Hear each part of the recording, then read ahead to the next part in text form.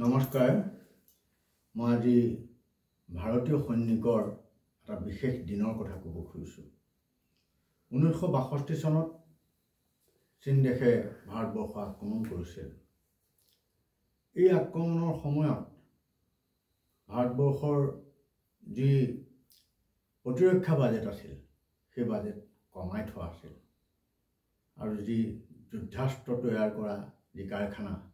একমাত্ৰ এটা আছিল তাকো বন্ধ ৰখা হৈছিল তো কথা হ'ল তাৰ আগে পাকিস্তানৰ লগত ভাৰতবৰ্ষৰ এখন যুদ্ধ হৈছিল সেই সুযোগতে চীন দেশে ভাৰতবৰ্ষ মাটি দখল কৰিবৰ কাৰণে লাডাখৰ পৰা অৰুণাচললৈকে আক্ৰমণৰ পৰিকল্পনা কৰিছিল মই ক'ব খুজিছোঁ বিশেষ সেই 18 নৱেম্বৰৰ কথা সেই দিনটো ভাৰতীয় সৈন্যৰ স্বৰ্ণীল ইতিহাসৰ এক অংশ 17 নৱেম্বৰ তাৰিখে ৰজামুল্লা আক্ৰমণ হৈছিল ভাৰতীয় সৈন্যৰ ওপৰত 16,000 ফুট ওখ 0 ডিগ্ৰী সেলসিয়াছ অথচ ভাৰতীয় সৈনিকৰ নাছিল পৰ্যাপ্ত পৰিমাণে কাপোৰ অস্ত্ৰ শস্ত্ৰ আৰু তেওঁলোকো ইমান প্ৰশিক্ষণপ্ৰাপ্তও নাছিল কিন্তু 123 জন সৈনিকক লৈ পৰমবীৰ জয়ী চেতন সিং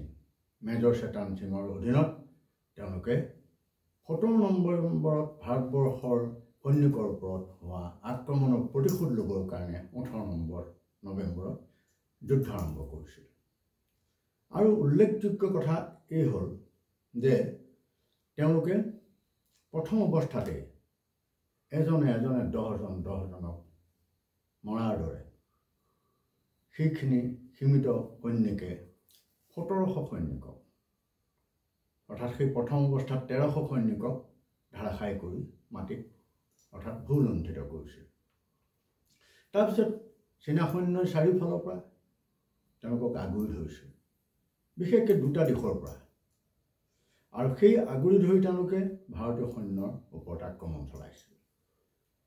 ভাৰতবৰ্ষৰ যি যুদ্ধাস্ত্ৰ তাতকৈ তেওঁলোকৰ অলপ উন্নত আছিল তথাপিও ভাৰতীয় সৈন্যই শেষ নিশ্বাসলৈকে যুঁজিছিল যি মেজৰ চেতন সিং তেওঁৰ গাত গুলি লাগিছিল গুলি লগাৰ পিছত চীনা সৈনিকে যেতিয়া দেখিছিল তেতিয়া তেওঁ দুজন সৈনিকে কৈছিল যে আপোনাক আমি সুৰক্ষিত স্থানলৈ লৈ যাওঁ বলক তেওঁ আপত্তি কৰিছিল আৰু তেওঁ বেলডাল খুলি দিবলৈ কৈছিলে তেওঁ যন্ত্ৰণাত আৰু বেলডাল খুলি দিয়াৰ লগে লগে তেওঁ চকু ওলাই আহিছিল বাহিৰলৈ আৰু তেনেদৰে তেওঁ তাৰ পৰা আঁতৰি নগৈছিল আৰু মৃত্যুবৰণ কৰিছিল অৰ্থাৎ শ্বহীদ হৈছিল তাৰ পিছতো দুটা দিন ধৰি তাত যুদ্ধ চলিছিল এই যুদ্ধৰ সময়ত শেষত ভাৰতবৰ্ষৰ সৈনিকৰ এই কুমাও ৰেজিমেণ্টৰ গুলি শেষ হৈছিল আৰু চীনা সৈন্যই তেওঁলোকক আক্ৰমণ অব্যাহত ৰাখিছিল অৱশেষত খালী হাতেৰে এই ধৰম সিং যাদৱে আৰম্ভ কৰিছিল চীনা সৈন্যক হাতেৰে আক্ৰমণ কৰিবলৈ আৰু শিলত জোকাৰি বহু কেইজন চীনা সৈন্যক হত্যা কৰিছিল যাৰ কাৰণে তেওঁলোকে সেই তললৈ নামি আহিবলৈ চীনা সৈনিকে ইতস্তত বোধ কৰিছিল আৰু তেওঁলোক সীমান্তে ৰৈ গৈছিল এই বিশেষ যুদ্ধখন ৰাজস্থানৰ ৰেৱাৰীৰ যথেষ্ট সংখ্যক সৈনিক তাত আছিল তেওঁলোকৰ স্মৃতিত এতিয়া তাত আমাৰ যি স্মাৰক এইবিলাক আছে এই ত্যাগ চিন্তা কৰকচোন